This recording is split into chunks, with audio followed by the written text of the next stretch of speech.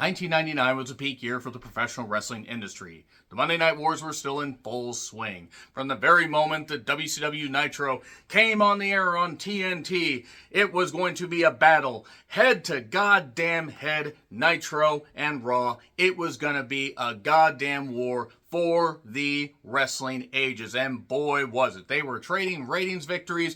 And then right before the Great American Bash, 1996, WCW started to pull ahead. And then Hulk Hogan turned heel, said, if it wasn't for Hulk Hogan, you people wouldn't be here. He was telling us how he felt about them all those years ago, and nobody paid attention. Not even fans like myself that should have seen through it. We should have listened to Bobby goddamn Heenan. But then, for 83 straight weeks, it was basically one goddamn sided. WCW's pay-per-views were doing well. WWF, however, their pay-per-views were still steady. They had a better cut of the whole goddamn thing. And they were building and building. And even though it was one-sided for a while, eventually, right after WrestleMania 14, the World Wrestling Federation beat WCW for the first time in a long time in the television ratings. And then it would trade ratings victories. Goldberg would boost them. They gave away Hogan versus Goldberg in the Georgia Dome on free television, not on pay-per-view. Good job there, even though you won 1 week of television. Good job. Good job. You threw all that goddamn money away. But don't worry, folks, 1998 was still a big business year for World Championship Wrestling. Unfortunately, this event did not take place during 1998. This event took place during 1999, that glorious year where, oh boy, you had the WWF that was on the goddamn ascent, even with the aforementioned questionable dog shit creative choices.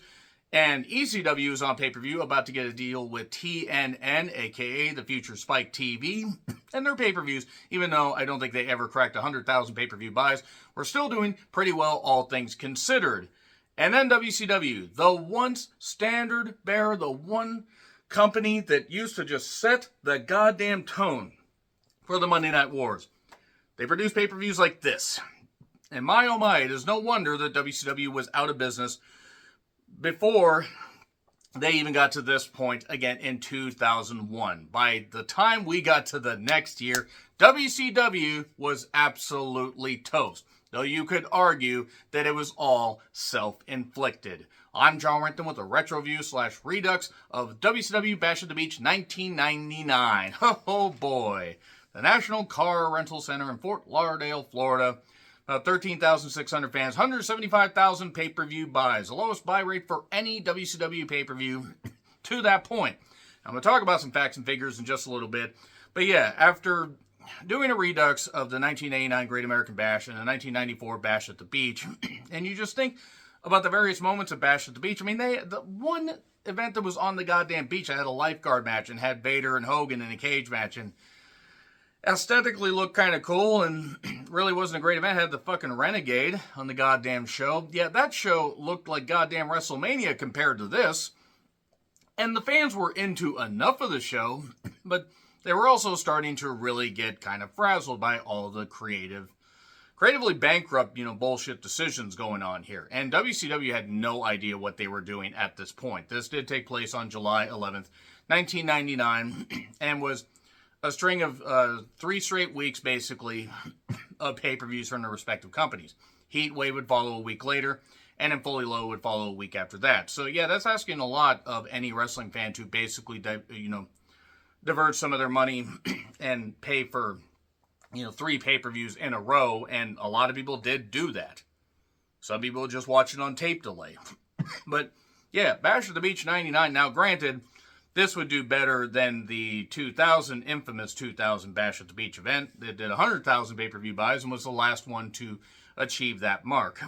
But to give you an idea, basically, of the previous 2 Bash at the Beaches, and actually 1996 is kind of noteworthy, 250,000 pay-per-view buys for Hogan turning heel.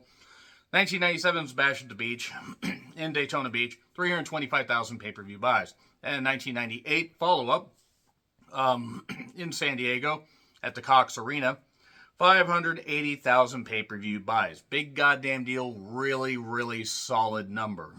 And that was to see DDP and Karl Malone. 14 14 times he, accomplished something so great in the NBA. And you know what? 14's a number that actually follows Karl Malone a lot, doesn't it? That piece of shit deserves to be ridiculed, deserves to be forgotten about. I don't care how good of a basketball player he was. I don't fucking care. I thought of actually retro-reviewing that again, reduxing that, and adding more snark about, all the shit that Karl Malone has gotten away with and the league ignores, because he was so good at dribbling a basketball. He was a creep, and a bad father, and a piece of shit. And Stockton ain't no better. That being said, 580,000 pay-per-view buys. That's a big deal. But then let's go through all the 1999 pay-per-views. Sold out in Charleston. Sold out 99, 330,000 pay-per-view buys. Super Bowl 9 in Oakland, California, as opposed to Oakland, North Dakota. Maybe that exists, I don't know. 485,000 pay-per-view buys, and that was a high mark. Oh, high mark, because no other pay-per-view would achieve that in WCW's history, or the remainder of its history. Uncensored 99 had 325,000 pay-per-view buys. That was at Freedom Hall. Spring Stampede 99 in the Tacoma Dome. I did not get to go to that. I have a mild regret that I wasn't able to go, but oh well, is what is. 255,000 pay-per-view buys. But then after that, it would start to sink.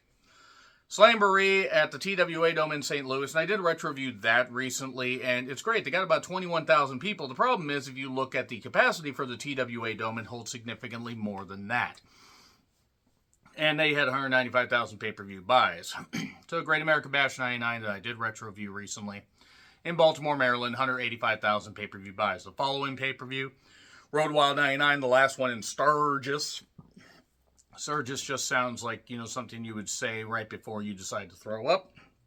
235,000 pay-per-view buys. Fall Brawl 99, right after Eric Bischoff got sent home. Winston-Salem, North Carolina, 130,000 pay-per-view buys. Ouch. Halloween Havoc 99 at the MGM Grand, 230,000 pay-per-view buys.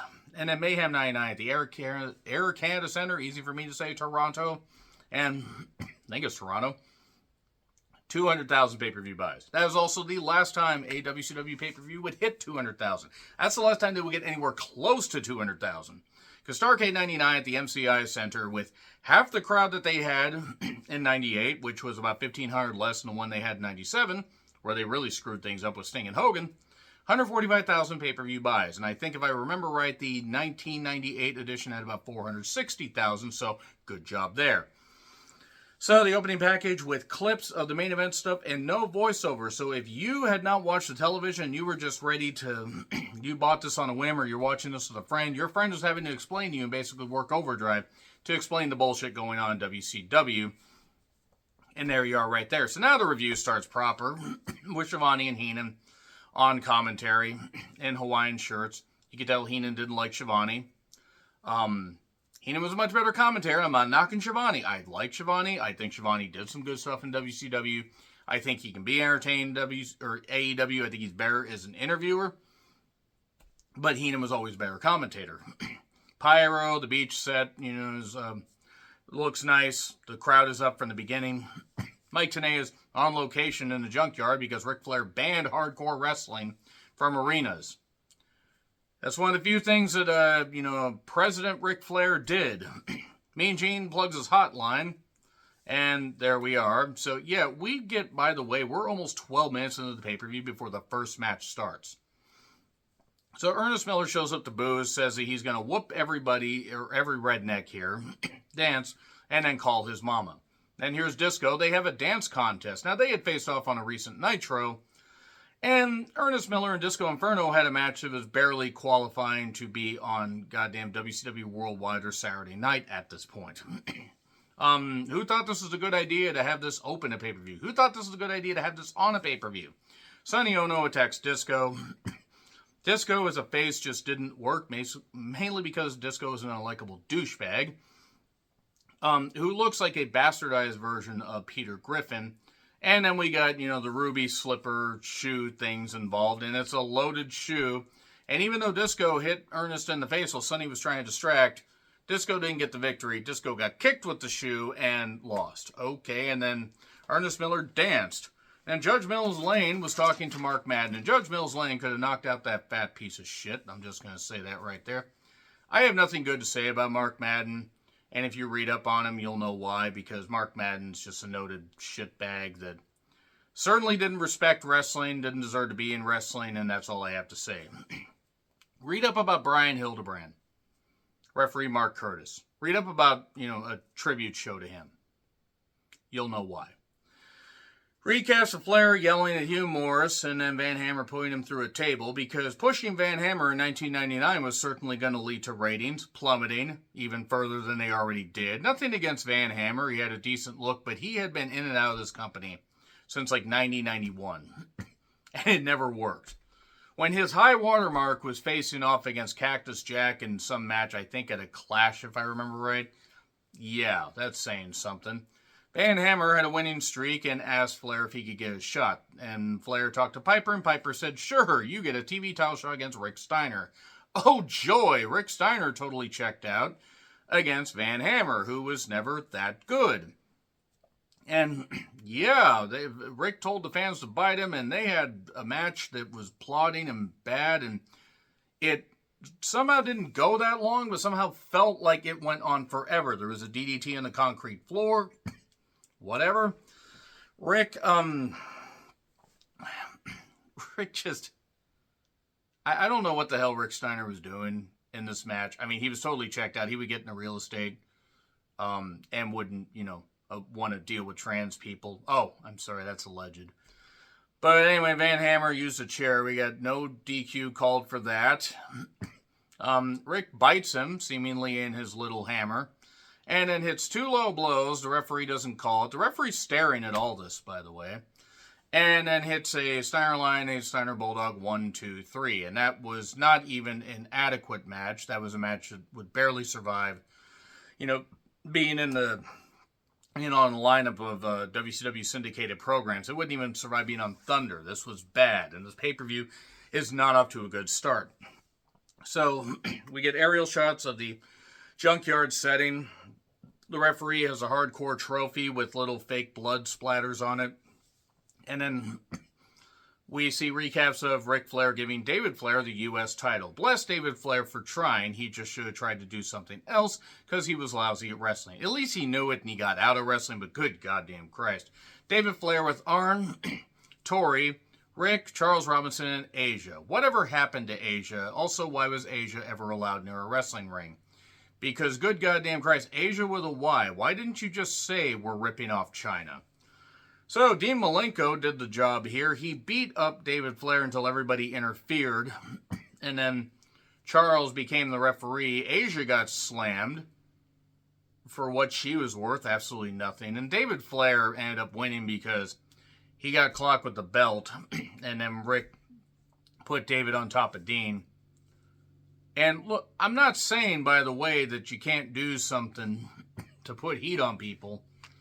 But they have to actually be worth it, and David Flair wasn't fucking worth it. He was goddamn terrible. There's a match, I can't remember if it's late 98 or early, I think it's early 99. Maybe it's late 98. It's him versus Bischoff. And it is one of the worst damn things I have ever seen. One, Bischoff should have never been in the ring. I don't care how much of a, martial arts, whatever, expert he was. And David Flair had about as much business being in the ring as I have been in a bodybuilding contest. He was out of his element, he couldn't do anything, and he was rotten. Does he seem like a rotten person? No, but he was a rotten goddamn wrestler. He made Eric Watts look like Lou Thez, and Eric Watts couldn't even look like Lou Thez's corpse. It's like making Scott Putski, like a featured talent like WWF did, and then he blew out his knee or whatever he did, and he had a great look like his dad. The thing is, his dad also came up in an era where you just had to have a look to get by, and you just had to be adequate in the ring. A lot of second-generation talents didn't end up working out all that well, and David Flair might be the most offensive of them. So, we then see earlier how Henning, praised Master P and then broke one of his CDs. Gonna make you say, there, huh? Nah. So, we see the West Texas Rednecks and No Limit Soldier clips trying to make the soldiers faces with a predominantly Southern-based fan, fan contingent in WCW was a choice. The I hate rap is crap. Love those clips. Not rap isn't crap. I mean, current rap is. But there's a lot of rap actually that is very, very good. But hearing rap is crap is just so funny. And then the No Limit Soldiers against the West Texas Rednecks. The No Limit Soldiers, by the way, were Ray, Conan, Swole in his debut match, and B.A. Brad Armstrong trying to basically channel the Road Dogg, except Brad Armstrong actually had wrestling ability and should be here instead of Road Dogg. I just want to say that. The West Texas Rednecks, so Kurt Hennig, the Wyndhams, Barry and Kendall, and Bobby Duncombe Jr., who unfortunately would pass away 6 months after this, I think, just about. It's an 8-man elimination match. The Rednecks were the faces here. Fans were even chanting rap is crap, and Unmasked Ray was unhinged. I'll just say that. I don't know what Hootie Who is, and I don't know if he did either. So no one was eliminated for the first half. Ray really could move then and bounced around for a lot of the bigger guys, i.e. all of them. Swole, he had to be a nervous wreck. He had to be. Bless him for keeping the offense simple. Duncombe, and basically we get to the elimination. I'm not going to get too far into this whole damn thing, detail-wise, because once the eliminations start happening, they come fast and furious. Duncombe Jr. was gone first, then Armstrong was gone soon after the Henningplex, and then Kendall was gone for what Kendall was worth. You know, Kendall had a pretty long career in wrestling, and I don't know why, because he wasn't very good. And then others get counted out, so it's down to Ray, Swole, against Hennig. Mind you, the Rednecks are supposed to be the heels here, so you would want to do a 2-on-1 the other way, but never mind. Hennig then gets stopped by some giant guy. I forget his actual name. Commentary mentioned it, and the guy just looked like a brick shithouse, or shit brick house. And Ray dropped off of Swole's shoulders and got the splash 1, 2, 3. Not good. Not good at all. I mean, it was a 15-minute match that probably, quite frankly, should have gone to maybe 10 minutes, unless you were going to have some elimination spread out. And I'm not saying, have an elimination after 1 minute and have this, but maybe after 5 minutes have one, and then spread it out a little bit, and don't do the lazy stuff with the countouts, or maybe people just didn't want to do jobs. Conan not wanting to do a job. I'd be surprised. I'd be surprised to hear it. So surprised. Can you tell the sarcasm? Commentary then kills time. They talk about the main event scene. We pitched a Junkyard match. And Hack pitched this whole thing. Hack, a.k.a. Sandman, because Sandman's a fucking idiot, I just want to say. So we've got junk cars, barrels that are on fire. We've got other fires going. We've got explosions. We have various people in this. We have Jimmy Hart in a yellow shirt and a helmet. Why was Jimmy Hart put in so many bad situations here? I mean, bless Jimmy. Jimmy, one of my favorite wrestling managers of all goddamn time, on the Mount Rushmore. But god damn it. The Junkyard Hardcore Invitational, or Hardcore Junkyard Invitational, it was junk. That much I'll say. The winner must escape the yard before everything blows up. Well, we get like one explosion. Anyway, the participants in this should have just immediately said, you know what? No, we're not going to do this because this is a bad idea. Whoever pitched this should have immediately been fired. If it was Bischoff, he deserved to be fired in 99. So, Fit Finley, Cyclope, Jerry Flynn. Why was Jerry Flynn ever featured on WCW programming? I don't care how legit of a whatever martial arts guy he was. He was a shit. Brian Knopf, speaking of the shits, actually he was worse because he'd wrestled longer and he was still the shits. Public Enemy were back because they had a brief spell in WWF and then got brained by the APA because they didn't want to play ball. But Bradshaw bullying somebody, I know, color me shocked. You have La Parka, Lord Steven Regal, Silver King, Hardcore Hack, Dave Taylor is in this. Mikey Whipwreck, Horace Hogan, and Hugh Morris, all the stars. WCW deserved to go out of business for paying some of these. You're paying Horace fucking Hogan to wrestle. You're paying goddamn Jerry Flynn to wrestle on your program. You're still paying Brian Knobs in 99. You're paying the Public Enemy, who really were never that good if you took away the weapons. Silver King was bleeding at one point. La Parka, I think, was just totally goddamn checked out. Whipwreck would leave the company soon after this. Hugh Morris was a lousy goddamn wrestler. Finley, Regal, and Taylor were about the only, legit talents here. I mean, well, that's unfair to La Parka and Silver King and Cyclope. But, yeah, putting luchadors and stuff where they're going to be on uneven ground to do flippy shit, that sounds like a recipe for disaster. Yeah, I don't know what in the world they were thinking here, and I don't want to know what they were thinking. I just know that everybody who pitched this deserved to immediately be fired and banned from professional wrestling. How anyone thought this was a good idea, I will never understand. Because they were doing aerial shots, they were doing this camera stuff, and it's just... Trying new things isn't the worst thing in the world, except when it works out like this, and this did not work at all. Finley nearly got crushed, getting put in the trunk of a Caprice, but then he got out with plenty of time, and Finley escaped by the skin of his teeth. No, he didn't, Shivani. Jesus Christ, what the fuck were you watching? Finley managed to climb out, and then explosions happened and all this. But yeah, Silver King was bleeding. Other people were hurt. Dave Taylor, who was in this, looked like he was just like, what am I doing? Regal would thankfully be back in WWF soon after this, even with his drug issues that he eventually got under control. Jesus goddamn Christ. Everything about this was abysmal. And this, sadly, was still not as offensive as watching David Flair in the goddamn ring, who, again, I want to say was the worst second-generation talent featured on a mainstream program. The worst. So, we then see recaps of the Triad attacking Benoit and Saturn. An 8-man tag where Bagwell hit the blockbuster on Flair. And we have the tag titles switched. So, the Triad were the champions. The Triad were the champions. I don't actually remember if they switched them on Nitro there, switched them sometime later. I'm kind of, flummoxed a little bit and messing up a couple things because there's a lot of these facts and figures that get a little bit jumbled because WCW is a mess by this point. But the Jersey Triad, it's a handicap match, is DDP, Bam Bam, and Canyon against Benoit and Saturn for the tag titles. And look, I remember this match being very good. It went a while. I invoked the Benoit rule. Murderous scumbag, doesn't deserve any of the attention or whatever. I don't care what he did in his career. Anybody that's going to defend him, you got a fucking problem. Basically, we got a trash can involved. We got a bunch of stuff involved. This took forever. And it was a good match from what I remember. Because I have seen enough of it. And Wrestling Bios actually did a great Reliving the War retrospective on this event. It was a show-stealing match, but that was petty theft. A super diamond cutter, or Asbury Park cutter. 1, 2, 3. And the Triad retained the championships.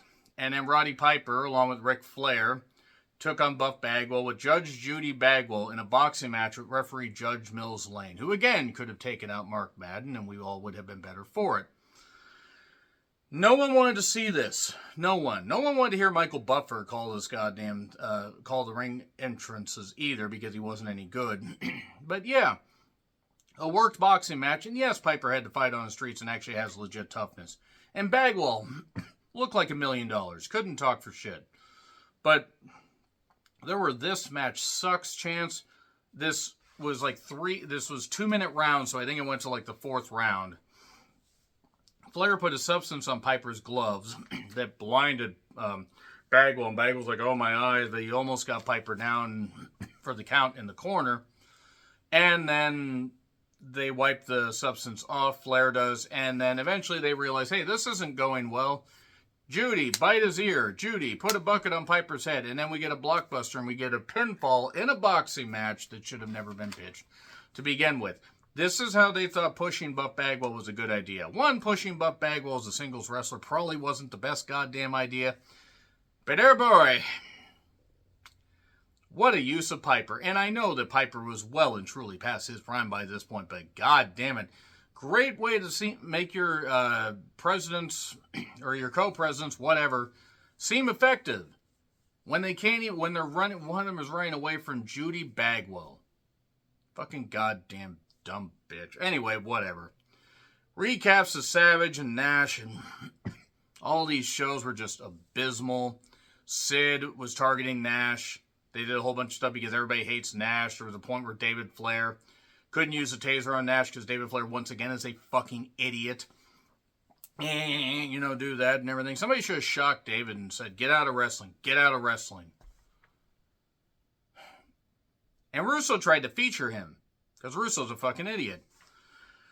So, Randy Savage and Sid against, with Team Madness, by the way, that was Gorgeous George, Medusa, and Miss Madness, a.k.a. the future Molly Holly, who took some bumps in her WCW run that she didn't need to, against Nash and Sting for the WCW World title. Now, you heard that right. That's not a Four Corners match. That's a tag match for the World title. And they said that Sting could actually pin Nash and win the World title. Sting could pin his partner and win the World title. Is it any wonder why WCW went out of business within 2 years? This was terrible, in part because Savage couldn't move anymore. Now, I know he had to have both knees worked on. I believe both knees, at least one knee, but he was done. Also, he was juiced to the god. I love Randy, one of my all-time favorites, but he was juiced to the goddamn max. Gorgeous George, by the way, was sporting a black eye because both companies decided to do abuse angles at this point. Remember when they did that with Beaver Cleavage? They turned away from it and made an abuse angle. Because Vince Russo apparently hates women. That doesn't surprise me. Ed Ferrara doesn't know the touch of a woman, so of course he hates them.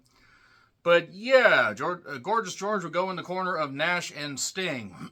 Savage couldn't move. Sting worked some of this, and then Nash got in, and we got a bunch of just ridiculousness with when Sid's the best, most motivated person in this ring. And I love Sting, don't get me wrong. He had some nice Stinger splashes. We got a chin lock at one point. The women got involved. Molly Holly was choking Sting. Why couldn't it have been me?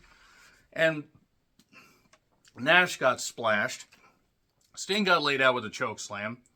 And then Gorgeous George hits a low blow on Nash, where actually it just looks like she hit his ass, because Gorgeous George not only never belonged in wrestling, but also couldn't do anything right. And, geez, God, George, you were on camera. You should have known what you were goddamn doing, because allegedly you had cameras in your house so you could have, eyes kept on you.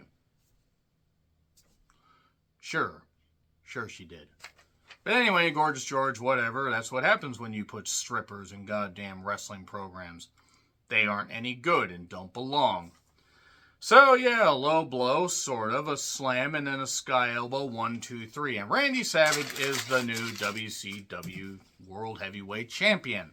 For the 4th time, he'd hold it for one day and then drop it to Hogan. I believe he dropped it to Hogan right afterwards. And then Savage would face off against Dennis Rodman in his last ever pay-per-view match at Road Wild 99. People say that he wrestled at TNA Turning Point 2004. No, he didn't. You didn't see that. We didn't see that. Nobody recognizes it. Yeah, this wasn't good. This was a terrible pay-per-view. This was a pretty abysmal goddamn show.